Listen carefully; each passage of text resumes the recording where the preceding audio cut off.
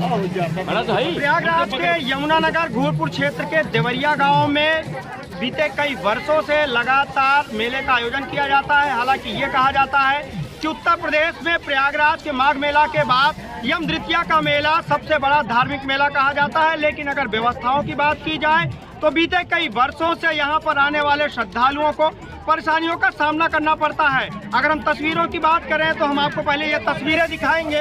ये तस्वीरें हैं और ये यमुना नदी का तट है। यहाँ पर भाई दूज के दिन दूर दूर से हजारों श्रद्धालु आते हैं, आस्था की डुबकी लगाते हैं। लेकिन अगर हम तस्वीरों की बात करें तो ये तस्वीरें निश्चित रूप से एक बड़ा सवाल खड़ा करती हुई नजर आ रही हैं। एक तरफ जहाँ उत्तर प्रदेश की योगी सरकार 2025 महाकुंभ की तैयारियों को लेकर करोड़ों रुपए खर्च कर रही है।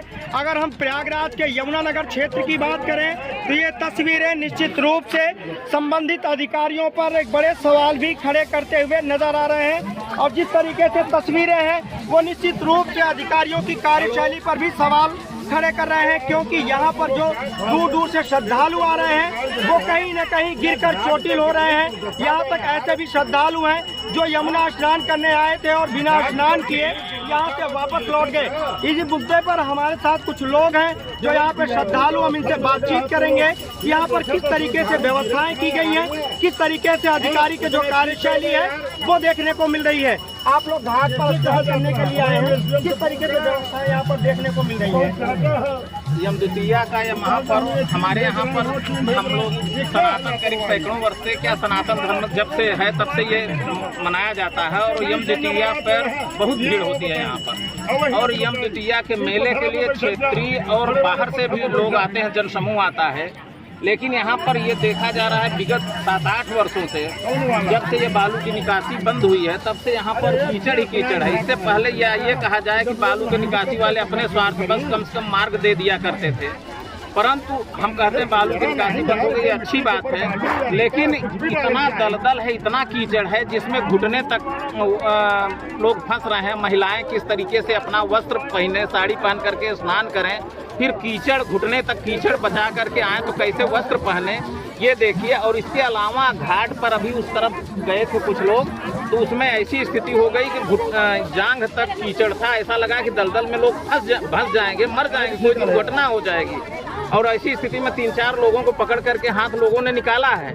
बड़ा सवाल ये भी है कि एक तरफ जहां योगी सरकार 2025 महाकुंभ की तैयारी में करोड़ों रुपए खर्च कर रही है, यहाँ पर महिलाओं की संख्या सबसे ज्यादा है। घाट यहाँ पर है, यहाँ पर दूर से लोग आए हैं, यहाँ पे कपड़े बदलने की ना ही पुलिस प्रशासन और ना ही घाट की व्यवस्था है। क्या कहेंगे?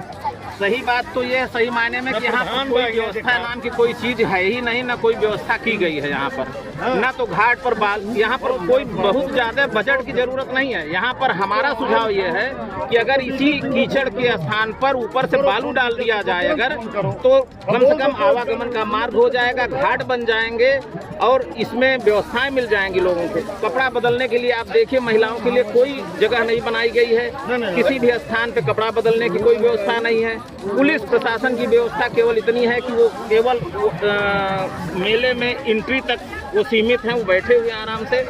उसमें पुलिस प्रशासन जो अपना काम कर रहा है वो तो चलिए छोड़िए, लेकिन विगत रूप से अगर देखा जाए तो जिम्मेदारी तो यहाँ पर जिलाधिकारी और एसडीएम की होती है। उनको ये चाहिए कि यहाँ पर घाट का निर्माण कराएं कि जिससे लोग स्नान कर सकें। मेला तो उसके बाद लोग घूमते हैं ना, लेकिन महत्व तो स्नान का है, यम द्वितीया पे स्नान का है। और यम द्वितीया का जो महत्व बताया गया है उसका महत्व यहीं से प्रतिपादित होता है। तो इतने महत्वपूर्ण स्तर की स्थान की इस तरह से उपेक्षा की जा रही प्रशासन के द्वारा, इससे हम लोग बहुत क्षुब्ध हैं। बहुत ही ये गलत संदेश जा रहा है इससे। बिल्कुल, और भी लोग हैं, हम उनसे भी बातचीत करेंगे कि किस तरीके से यहाँ पर व्यवस्थाएं की गई हैं, किस तरीके से यहाँ पर महिलाओं के स्नान के बाद वस्त्र बदलने की व्यवस्थाएं की गई हैं। क्योंकि ये जो तस्वीरें हैं निश्चित रूप से एक बड़ा सवाल खड़ा कर रही हैं।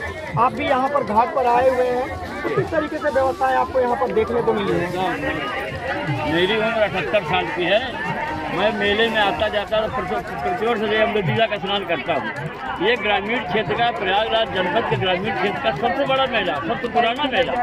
यहाँ चित्रकूट धाम के दर्शन करके जितने भी दर्शनार्थी आते बिना स्नान किए यहाँ यम द्वितीया को नहीं जाते। इस साल हम देख रहे हैं यहाँ व्यवस्था के नाम पर कुछ भी नहीं है, सारा ध्यान इनका महाकुंभ की तरफ, जबकि ये बहुत बड़ा मेला है।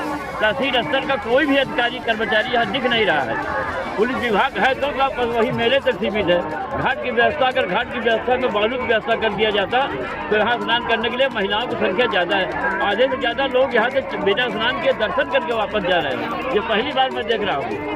मैं भी पत्नी के साथ आया था, स्वयं स्नान किया, पत्नी नहीं करा पाया उसका। इतना चटाई हो जाने के बाद, गिरने के बाद कहाँ कैसे जाता लोग। बिल्कुल, अगर हम तस्वीरों की बात करें, व्यवस्थाओं की बात करें, तो निश्चित रूप से यहाँ की जो तस्वीरें हैं वो एक बड़ा सवाल खड़ा करती हुई नजर आ रही हैं, क्योंकि भाई दूज के दिन प्रयागराज के यमुनानगर सुजावन देव घाट पर दूर दूर से हजारों श्रद्धालु आते हैं, आस्था की डुबकी लगाते हैं। लेकिन अगर तस्वीरों की बात की जाए तो ये तस्वीरें एक बड़ा सवाल खड़ा करती हुई नजर आ रही हैं। यहाँ पर तमाम श्रद्धालुओं ने कई तरीके के गंभीर आरोप भी लगाए हैं कि व्यवस्थाओं के नाम पर सिर्फ खाना पूर्ति की गई है। ऐसे में श्रद्धालुओं को परेशानियों का सामना करना पड़ रहा है। पवन पटेल।